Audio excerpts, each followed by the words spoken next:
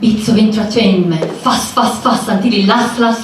Do not get lost in the crowd. Banality the door, with her blonde hair. She wants to dance. You see it all. Head spinning, circle of laughter, around demonized bottle, allow for the seasonal change. Let's celebrate, the heart is orbiting, you orbit too, in this restaurant of joy and fake news at the end of the universe. And you must dance. Do not lose the chance to unveil the true face of paradox. Axes thrown at the stars throughout the evening without all domains. Mitigated circumstances, uncertain possibilities, showers of doubts. This is the fair of every whereabouts. Run with no rush, there is no grass over this pavement of silly verses. Sunglasses eyes, ridiculous lipsticks, humorous ferocity, and no blame, no shame, no aim. This is the circus of circumstances. Good evening, people.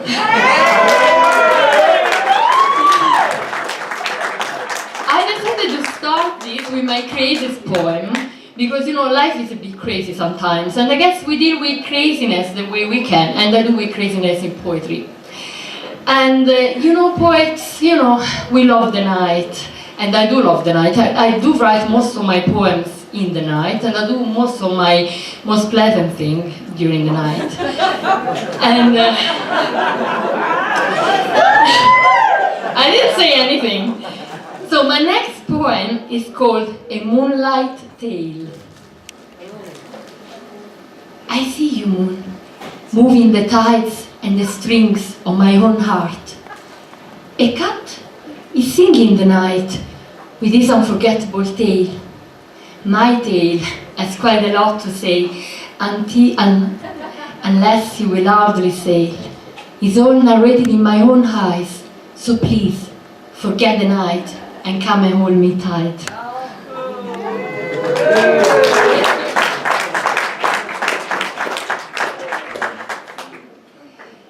Another thing, I said a little bit of a lie tonight, I have to say. When the guy who just introduced me asked me, when you want to perform, during the night, he said, would you be okay to do at the end? I said, oh yes, I love endings. That's not true. I do not like endings at all, actually. I do like to end the poetry night, that's true, but I do not like endings. And most of it is actually proven in my poetry. In fact, I'm going to actually do one that's called Farewells, and you can clearly see I don't much like them. That sticky note over your board reminding you to do something is useless now. It's weird how things survive moments, people's, feelings even. And I'm counting my times, my achievements, my people, my many endless life, my saddest farewell, the dust, the rain, sunsets over my places, and now the spaces between me and them. We are all bound to be someone's farewell. One day our times will come to an end, to begin again and again in a perpetual movement. It is the moment that I'm grieving. It is absolute, eternal now.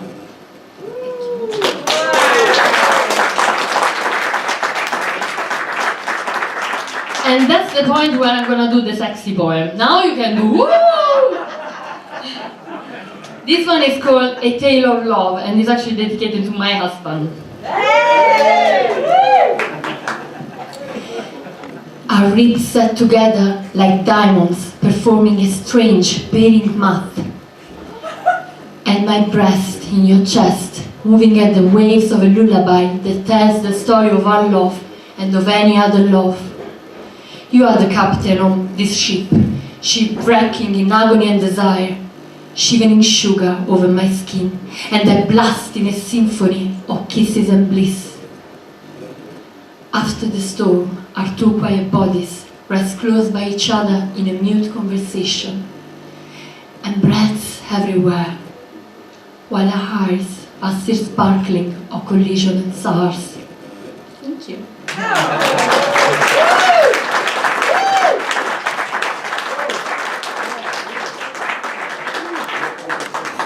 That one is a bit of a painful one. It still involves stars. I love stars too, you know. It's called Scars and Stars. Take my skin off if necessary. Let my pain flows from the inside out. Let the memories become scars, and the hopes remain stars crying their last drop of oxygen from their bright chlorophyll. Let me lay there, on the shore of uncertainty, which burns my skin, and deeply melting there, where the earth ends and where I begin.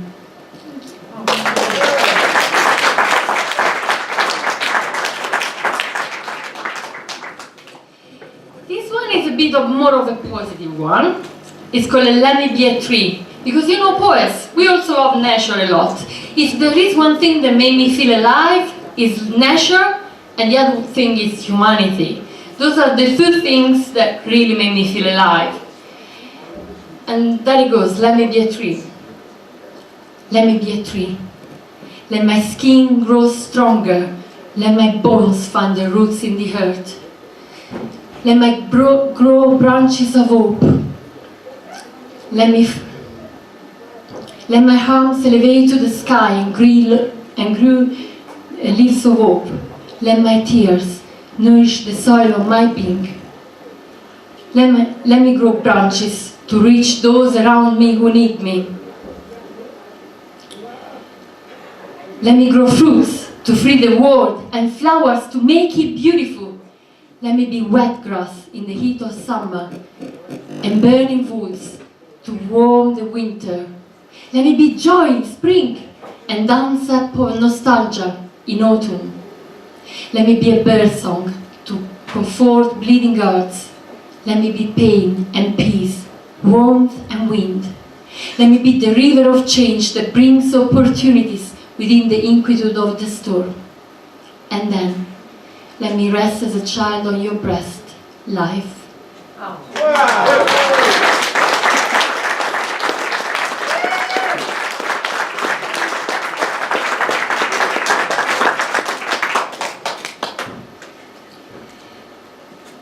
This one is called The Silence and I. The silence came to visit me tonight. He had red set lips and very black big eyes. I met him there on the metro. I met him in the down street on my way back. He said nothing and stared at me with the attitude of one who knows too much. Then he left me alone.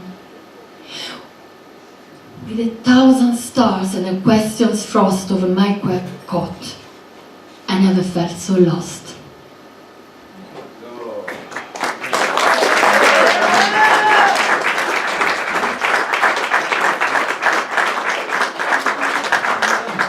This one is my last poem, and I wrote this one inspired by an art exhibition that was about revolutions. And he left me with a question: what do we do with our revolution? We make lots of change in our life, but what is left after a revolution for us? I fought a war against my enemies, against those who kept me prisoner in an unfair land. I fought my fears, my tears, my limits, and I was bleeding and pleading that I could see the end of this. I saw the stereotypes, the ambiguity, the pain. I fought the false friendship and the fear of loss. And I saw incredible, majestic battles giving birth to doubts and hopes. I saw my thoughts, my emotions, my feelings on the front line, faithful soldiers and companions of mine. I fought resentment, anger, indifference. I also fought my fear of being fragile. I did my revolution. I changed, I grew. But now that the war has ended, and the remains of the past are all over, shattered into unrecognizable pieces. Now that the silence has gained the word, and I can only hear the genuine sound of this still excited heart of mine. Now I wonder, what's next? What to do? And now, what do I do with my revolution now? Thank you.